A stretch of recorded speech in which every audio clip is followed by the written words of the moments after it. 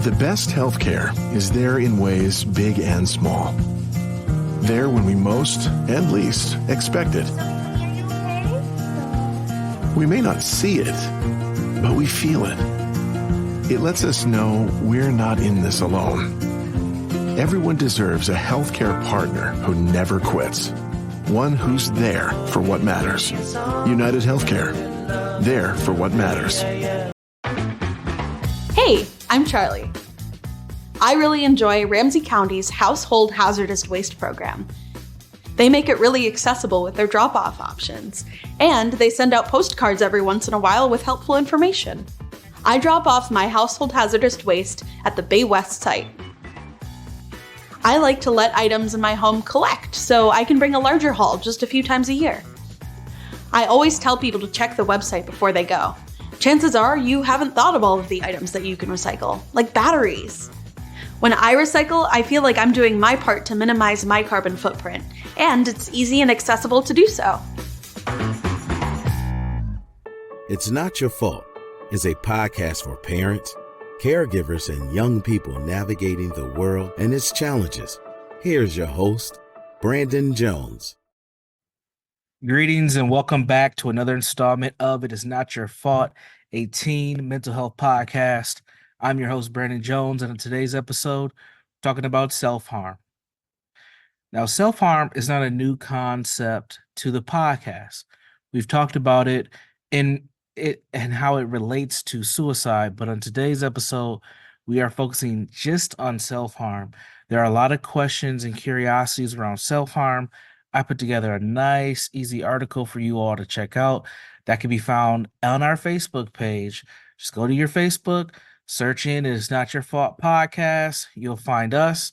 Go ahead and follow us, friend us, and you'll find the article that I wrote about self-harm and much more healthy, good information, tips, and content for you to help you navigate the world of your young person and their mental health issues, challenges, concerns, or curiosities that they may have. So definitely check that out. But self-harm. Now, self-harm is alarming. Let's be very clear. It is an alarming behavior, but it doesn't mean that you should panic. And that's very important for a lot of parents and caregivers and young people themselves to understand, is that panicking when self-harm is present or when you discover that a young person is self-harming isn't the best approach. And I know a lot of parents are terrified. A lot of caregivers are terrified.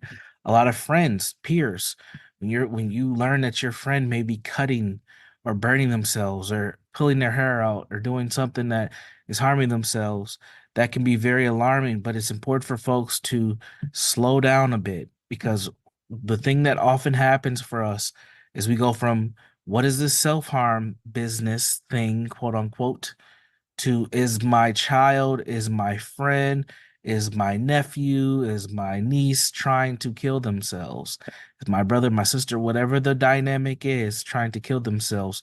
And that may not be what is going on. So let's define self-harm a bit so you can have a clear definition and a picture. And then we'll get into some of the common signs, and then we'll get into some of the strategies in dealing with self-harm and wrap up the podcast. So self-harm among teens is a serious issue that does require immediate attention, but it doesn't mean you should panic. As parents, as teachers, as caregivers, it is critical to be aware of the signs that may indicate that a young person is engaging in self-harm. And here's a few things that you can pay attention to help you understand, is something happening with this young person where they are in the midst of self-harming. One of the common signs is unexplained injury. You just notice that this young person has some sort of injury that they're dealing with that doesn't really have an explanation. This can, or actually, let me say it another way. Unexplained injury. So you're noticing a pattern of this injury showing up, but they don't have a consistent reason for it, right? They're not playing hockey. They can't fall down the stairs that many times.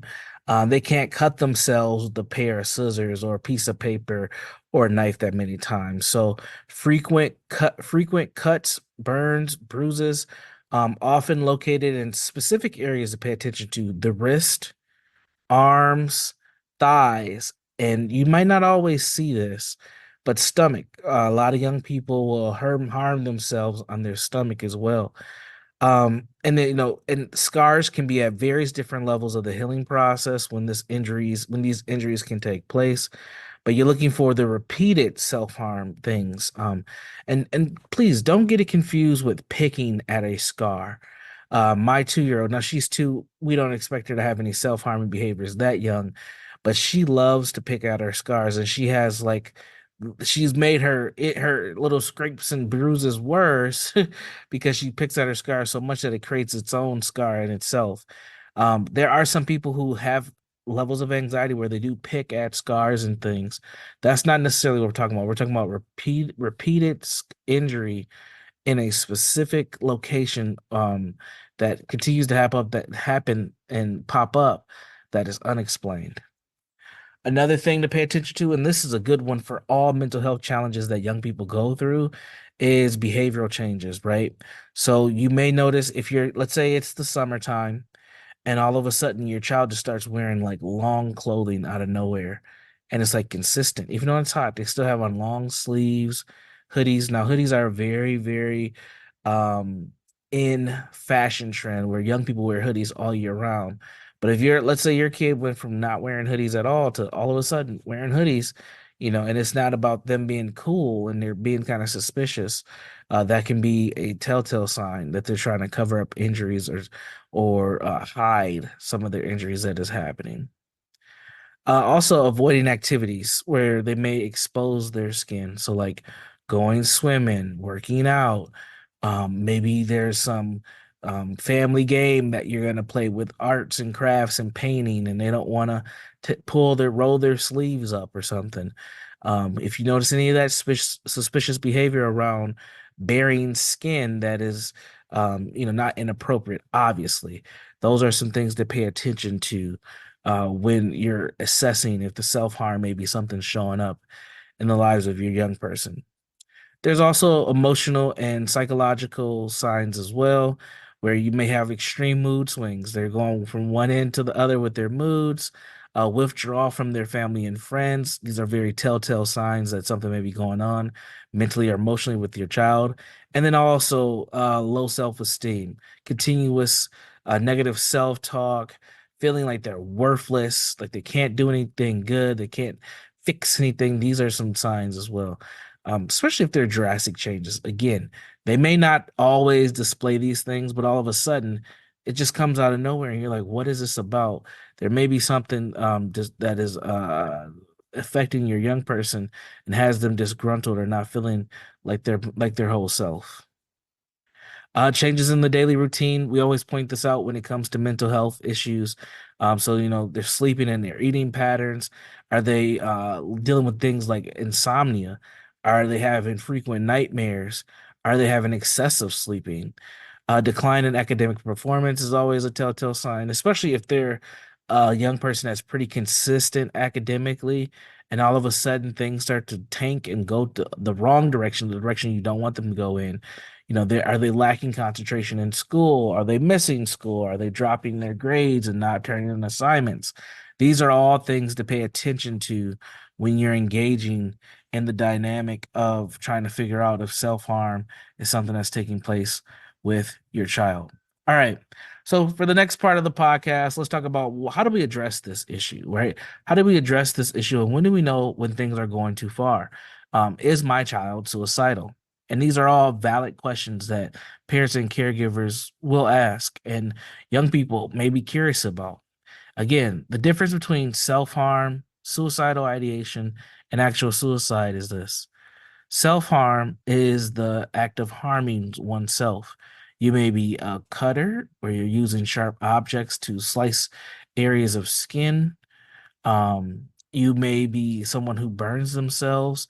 I've seen it where young people have taken lighters and they've lit them for quite some time till the metal part is very, very warm, and then they'll flip it over and put it on themselves. They'll burn themselves with cigarettes or incense, or other items that can get warm. You may be someone who pulls their hair out. But there's a lot of things that can happen when you are harming yourself. That is what self-harm is. suicidal ideation is thoughts of suicide. You may have curiosities of what would the world be like if I'm no longer here? Would my friends even care or think about me if I'm gone? Would my parents even notice if I'm not alive anymore? These are some common thoughts and even statements that people who have suicidal ideation make from time to time.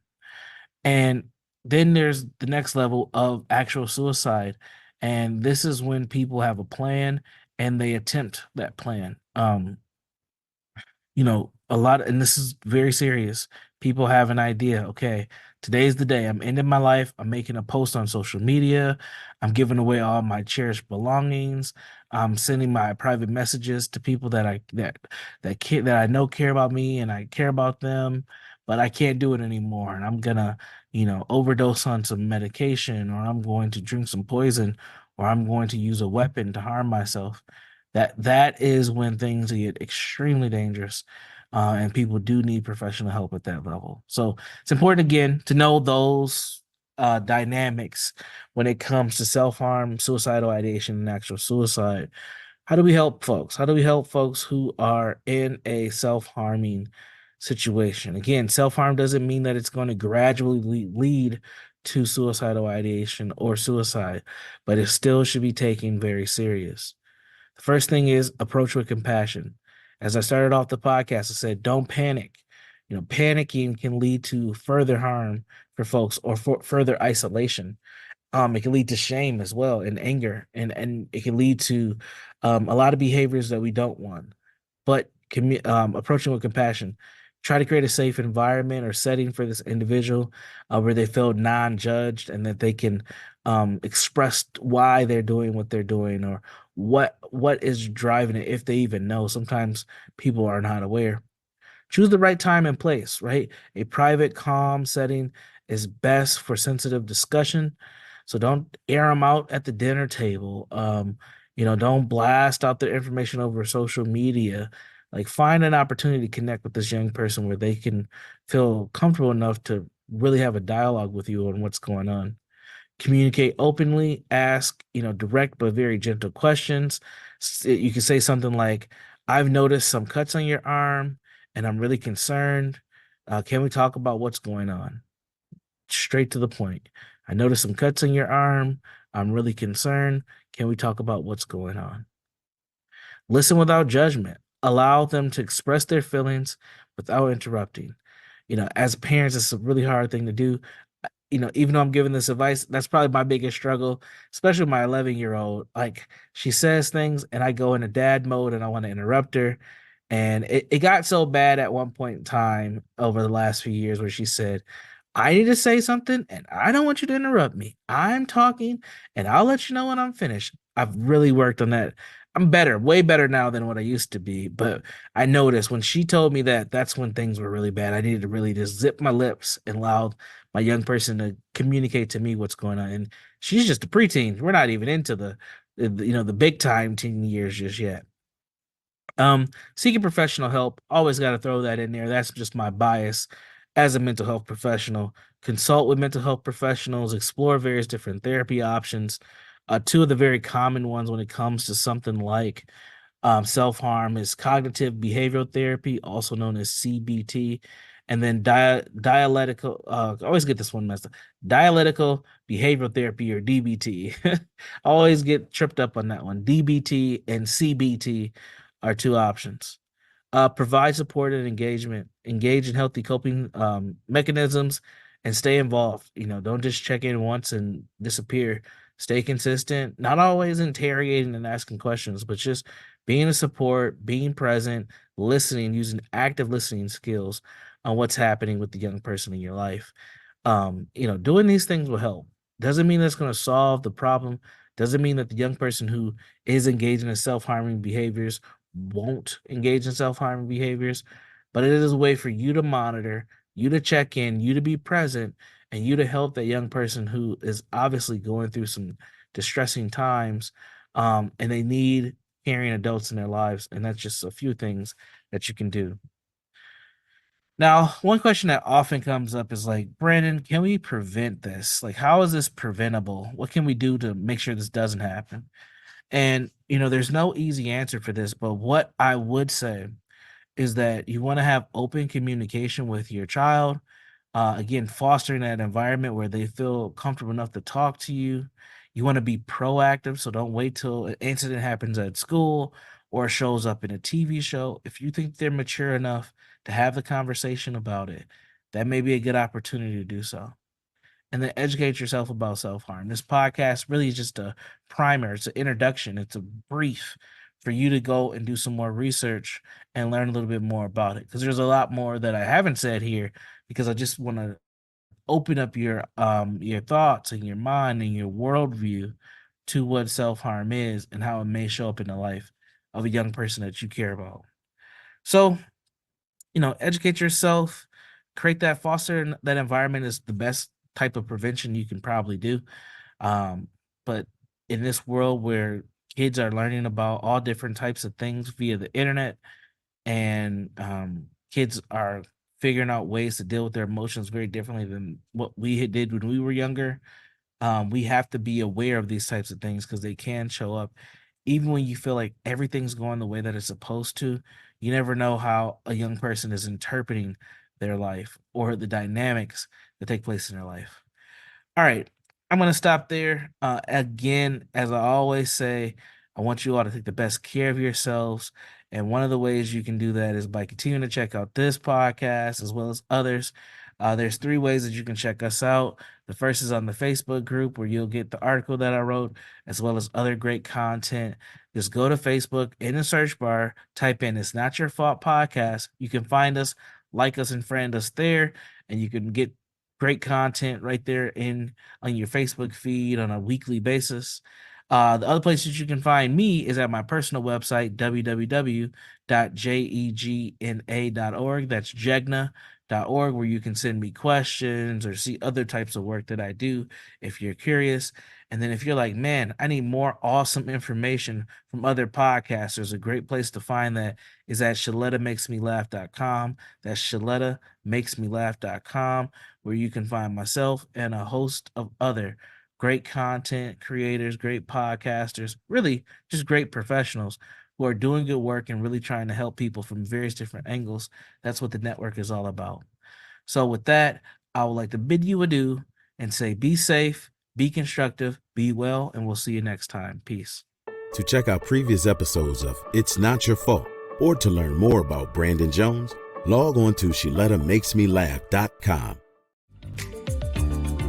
Meet TAP, the Transit Assistance Program. TAP makes transit more affordable for people with lower incomes, with rides for just $1. To apply, it's easy. First, go to metrotransit.org/tap to fill in your info. Then snap. Take a quick pic of your ID and one other accepted document, like an EBT card. Then tap, submit your application, and after getting approved, you'll get your TAP Go-To card mailed to you in about a week. Finally, load money on your card, then hop on any bus or light rail train to get where you're going for less. Apply in a few minutes and start saving money today. Learn more at metrotransit.org/tap.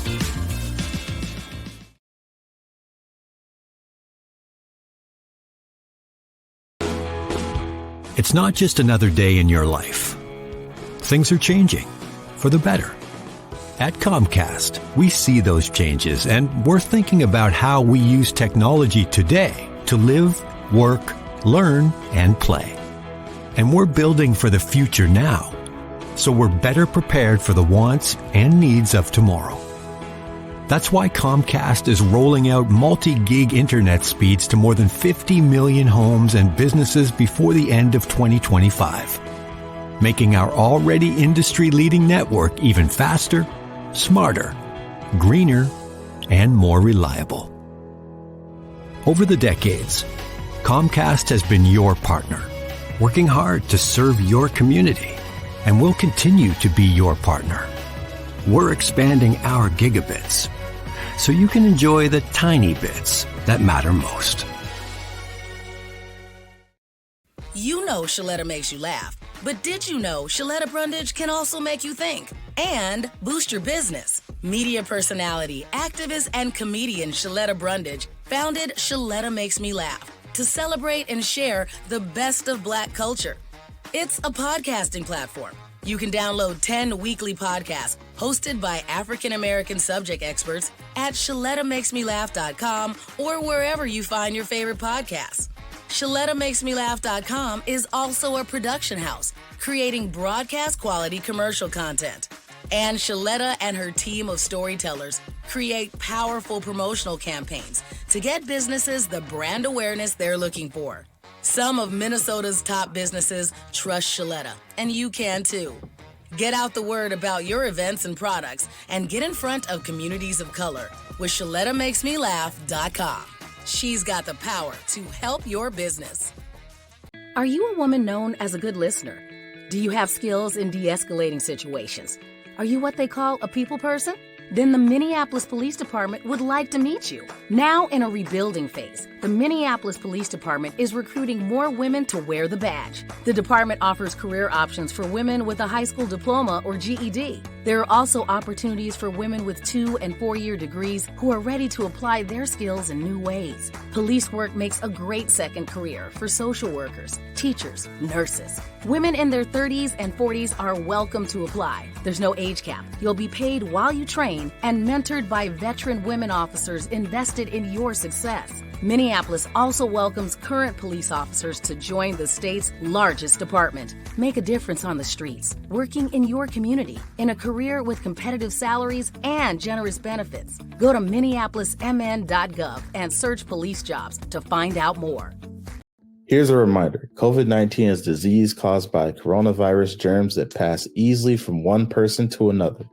Symptoms may show up 2 days or 2 weeks after you are already around someone with COVID-19.